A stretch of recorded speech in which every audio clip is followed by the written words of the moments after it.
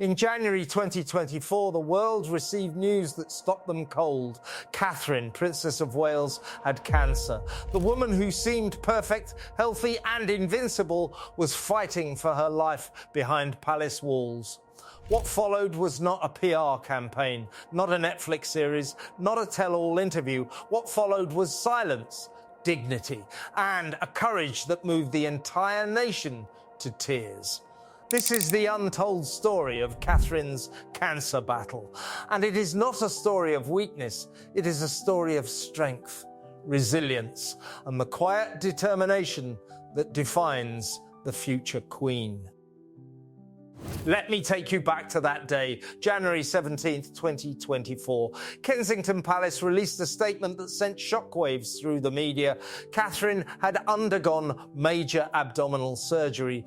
The procedure was successful, they said. She would remain in the hospital for up to 2 weeks. She would not return to public duties until after Easter.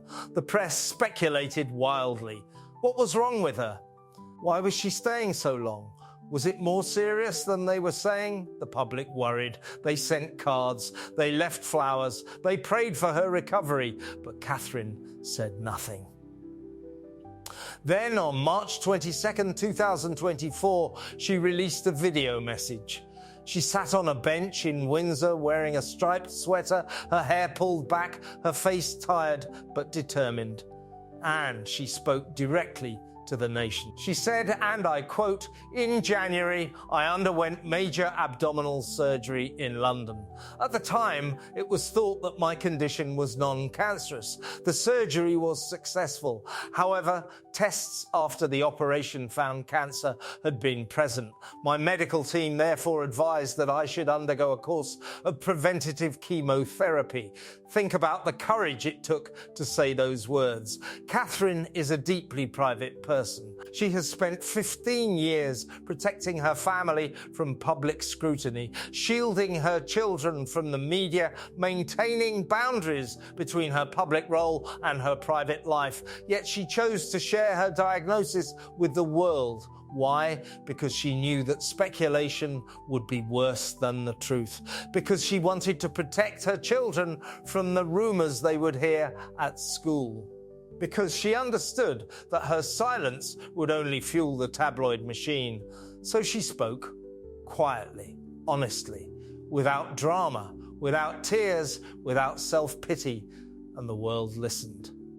What happened next was extraordinary. Catherine disappeared from public view. She did not give interviews. She did not post on social media. She did not launch a podcast about her trauma. She did not write a book about her journey. She focused on one thing only: getting well. For herself, for her husband, for her 3 young children who needed their mother. For months, the British public saw nothing of their future queen. There were no hospital visits filmed for Netflix, no book deals about her cancer journey, no Oprah interviews, just silence and healing. Royal biographer Katie Nicholl has written about this period. She said, and I quote, "Catherine made a conscious decision to step back completely. She wanted to protect her children from seeing her weak. She wanted to focus on her treatment without the pressure of public appearances. That decision required enormous discipline. Every day the tabloids speculated about her condition. Every day social media exploded with rumours. Every day the public wondered if she would survive. And Catherine said nothing. On June 15th, 2024, Catherine made her first public appearance since announcing her diagnosis. She stood on the Buckingham Palace balcony for Trooping the Colour, watching her children wave to the crowds. She wore a white dress. She smiled. She looked frail, but determined. The public cheered, and many cried. Royal commentator Richard Fitzwilliam said that Catherine's appearance was a significant moment for the monarchy. He said, and I quote, "She was not just a princess recovering from cancer, she was a symbol of resilience, a symbol of hope, a symbol of the monarchy's ability to endure." Throughout the summer and autumn of 2024, Catherine continued her treatment. She was seen occasionally driving her children to school, attending church at Balmoral, walking with William on the estate, but for the most part, she remained out of sight. And the British public respected her privacy. They did not demand appearances. They did not criticize her absence. They waited, they prayed, they supported. This is the trust that Catherine has built over 15 years.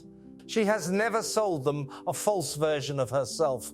She has never pretended to be something she is not. When she needed privacy, they gave it to her. And when she returned, they welcomed her with open arms. In January 2025, Catherine announced that she was in remission. She wrote on social media, and I quote, "I wanted to take this opportunity to say thank you to everyone for your continued support. It has been a difficult journey, but I am looking forward to a full recovery." She did not write a book. She did not make a documentary. She did not sell her story to the highest bidder. She simply thanked the public and moved on.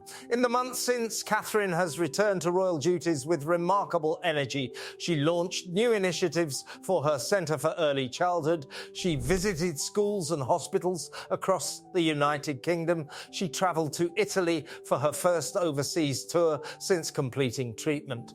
And she did it all without complaining, without self-pity, without making her cancer the centre of her brand. Let me contrast this with another royal who faced health challenges.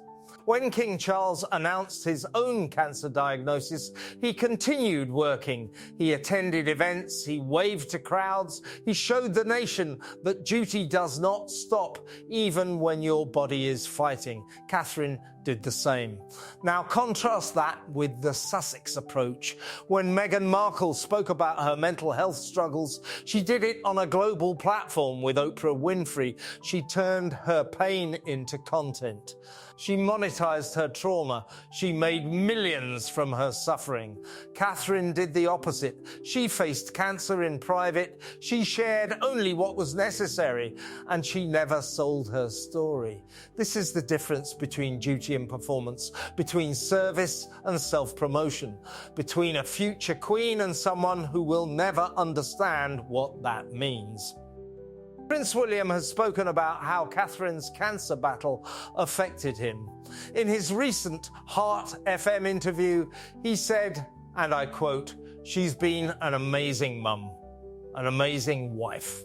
She's been through so much in the last couple of years, particularly, and she'd been looking forward to the Italian trip a lot, and so I'm really glad it went really well for her. I think she came back buzzing.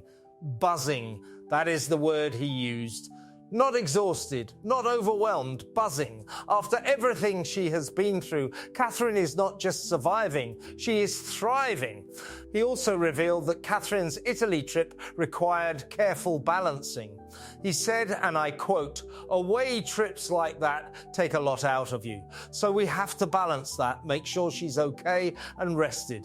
But she's in good form." This is a man who has learned that his wife's health comes before any royal engagement, and that is exactly as it should be.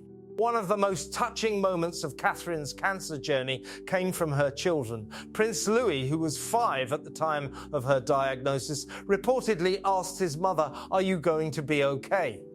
Catherine knelt down, looked him in the eyes, and replied, "Mummy is going to be fine. I promise." And she was. Royal biographer Robert Hardman has written that Catherine's cancer battle changed her relationship with William. He said, and I quote, "They have always been a strong team. But this experience brought them even closer. William saw Catherine at her most vulnerable, at her most scared, and he loved her more for it."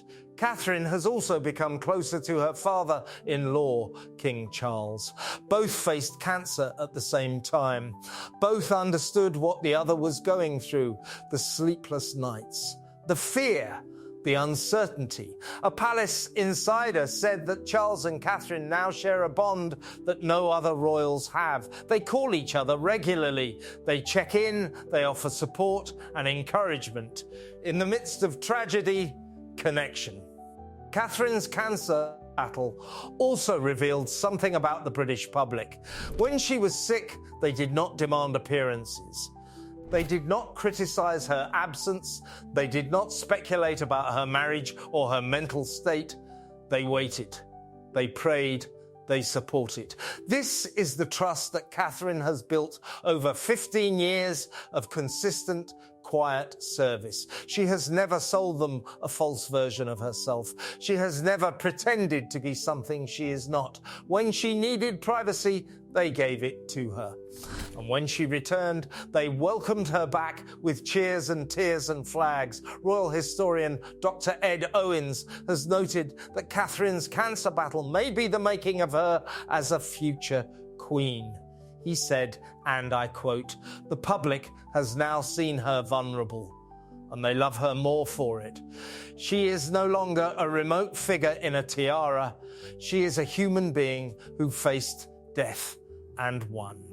Catherine's strength is not the strength of a warrior. It is not the strength of someone who fights and screams and attacks. It is the strength of a mother, a wife, a woman who faced her mortality and refused to let it define her. She did not become a victim. She became a survivor. In her video message announcing her diagnosis, Catherine said something that has stayed with me. She said, and I quote, "For everyone facing this disease, in whatever form, please do not lose faith or hope. You are not alone." She was speaking to the nation, but she was also speaking to herself, reminding herself that she was not alone, that millions of people were praying for her, and they were. Catherine's cancer battle is not a story of tragedy. It is a story of triumph. She faced the darkest moment of her life and emerged stronger, more determined, more committed to her duty than ever before. She showed the world that royalty is not about crowns and titles and tiaras. It is about courage, dignity, and the quiet determination to keep going no matter what. For conclusion, what do you think about Catherine's cancer battle? Does her strength inspire you? Have you or someone you love faced a similar journey? Subscribe to Royal News Spot, because the truth about the future Queen is a story worth telling.